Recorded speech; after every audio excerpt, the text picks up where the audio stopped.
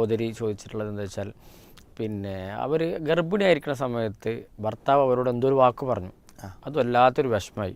ഇപ്പോൾ ഭർത്താവ് ഒരു സോറി പറഞ്ഞു, അതിൻ്റെ ഒരു അറിവില്ലായ്മ കൊണ്ട് പറഞ്ഞാണ്, നീ വിട്ടളാന്ന് പറഞ്ഞിട്ടും ഇപ്പോൾ പ്രസവമൊക്കെ കഴിഞ്ഞ് കുട്ടിക്ക് 6 മാസമൊക്കെ ആയെങ്കിലും ഇപ്പോഴും എന്തില്ല, ആ ഒരു വാക്ക് ഇപ്പോഴും മനസ്സൊന്നും പോകുന്നില്ല.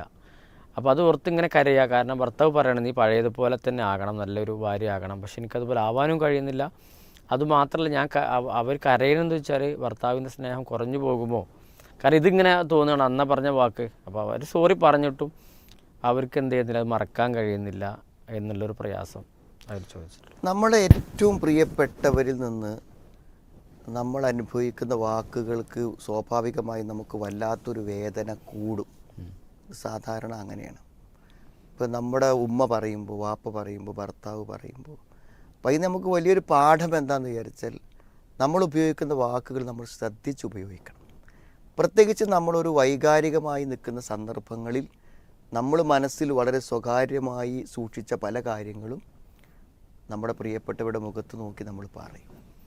അതൊരിക്കലും പിൻവലിക്കാൻ കഴിയാത്ത കാര്യങ്ങളായിരിക്കും. ഇപ്പോൾ ഒരു എക്സാമ്പിൾ പറയുകയാണെങ്കിൽ, ഒരു ഭാര്യയും ഭർത്താവും തമ്മിൽ തർക്കമുണ്ടാവണം. അപ്പോൾ ഭർത്താവ് പറയാണ്, സത്യം പറയുകയാണെങ്കിൽ അന്ന് നിന്നെ ഞാൻ കല്യാണം കഴിച്ചെന്നെ എനിക്ക് ഇഷ്ടപ്പെട്ടിട്ടല്ല, സ്വാഭാവികമായും അന്നത്തെ സാഹചര്യങ്ങളുടെ സമ്മർദ്ദത്തിൽ ഞാൻ എന്നെ കല്യാണം കഴിക്കേണ്ടി വന്നതാണ് എന്നൊരു വാക്ക് പറഞ്ഞു എന്ന് വിചാരിച്ചോളൂ. ഒരുപക്ഷെ ഇന്ന് അവർ വളരെ സ്നേഹത്തിലായിരിക്കാം മുന്നോട്ട് പോകുന്നുണ്ടായിരിക്കാം.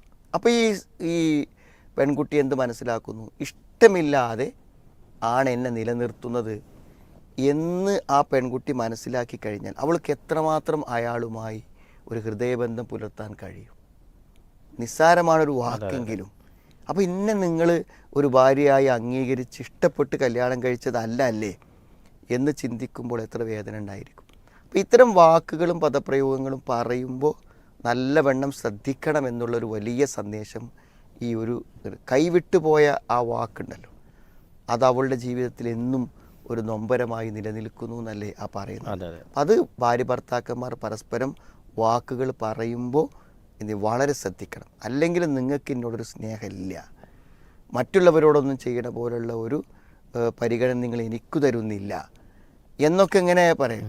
അങ്ങനെയൊക്കെയുള്ള വാക്കുകൾ ശ്രദ്ധിച്ച് വേണം പറയാൻ. ഇവരോട് എന്താണ് പറഞ്ഞതെന്ന് നമുക്കറിയില്ല. മറ്റൊരു കാര്യം, ഇനി എന്തൊക്കെ തന്നെ പ്രതികൂലമായ വാക്കുകൾ ഉണ്ടായാലും ആ വാക്കുകളൊക്കെ തൽക്കാലം എന്ത് ചെയ്യുക, പിന്നീടുള്ള അനുഭവങ്ങളിൽ നമുക്ക് മറക്കാൻ കഴിയണം. ഇപ്പം എന്നോട് എനിക്ക് വലിയ ഇഷ്ടമൊന്നുമില്ല എന്നൊരു ഭർത്താവ് പറഞ്ഞു വിചാരിക്കുക, വളരെ ഇഷ്ടത്തോടുകൂടെ ഇപ്പോൾ ജീവിക്കണത്, പിന്നെ ആ വാക്കിന് എന്ത് വിലയുള്ളത്? പിന്നെ ആ വാക്കിന് വില ഉള്ളല്ലോ.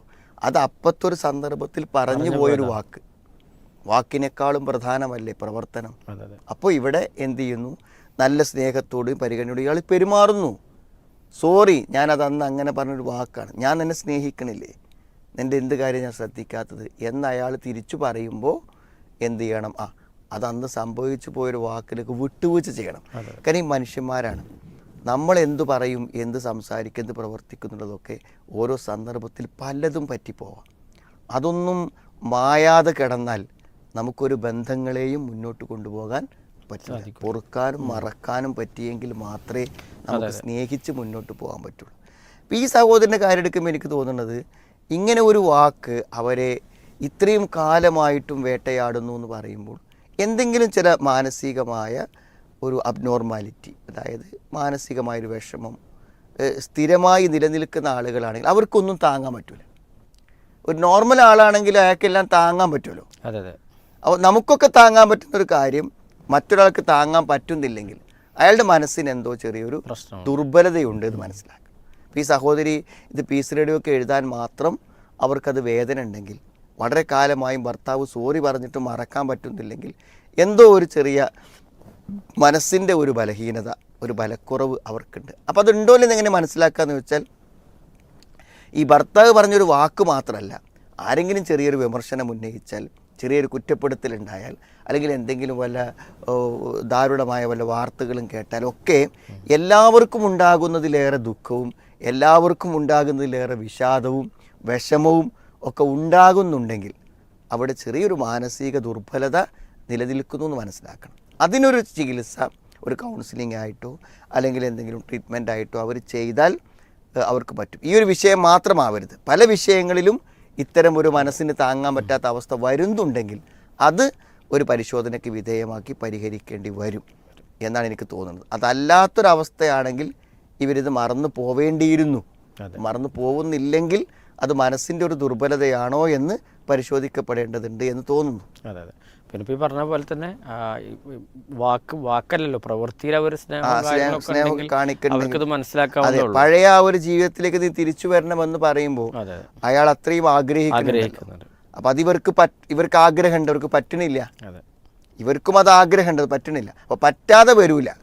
നമ്മൾ ആഗ്രഹിച്ചൊന്ന് നമുക്ക് നിർവഹിക്കാൻ കഴിയേണ്ടതാണ്. അപ്പോൾ അത് കഴിയാതെ വരുന്നുണ്ടെങ്കിൽ അവിടെ മനസ്സിൻ്റെ പൂർണ്ണമായ ഒരു കൺട്രോൾ അവർക്ക് കഴിയുന്നില്ല എന്ന ഒരു നിസ്സഹായാവസ്ഥ അതിൽ നിന്ന് അതുകൊണ്ടാണ് ഞാൻ പറഞ്ഞത്, ഒരു സമ്പൂർണ്ണമായൊരു കൗൺസിലിങ്ങിനോ അല്ലെങ്കിൽ ഒരു ചികിത്സയ്ക്കോ അവർ തയ്യാറാവുന്നത് നന്നായിരിക്കും. തീർച്ചയായിട്ടും ആ സഹോദരൻ്റെ കുടുംബത്തിന് അള്ളാഹു എല്ലാവിധ അനുഗ്രഹങ്ങളും നൽകട്ടെ, അവരുടെ പ്രയാസങ്ങൾ അള്ളാഹു നീക്കി കൊടുക്കുമാറാകട്ടെ എന്ന് പ്രാർത്ഥിക്കണം.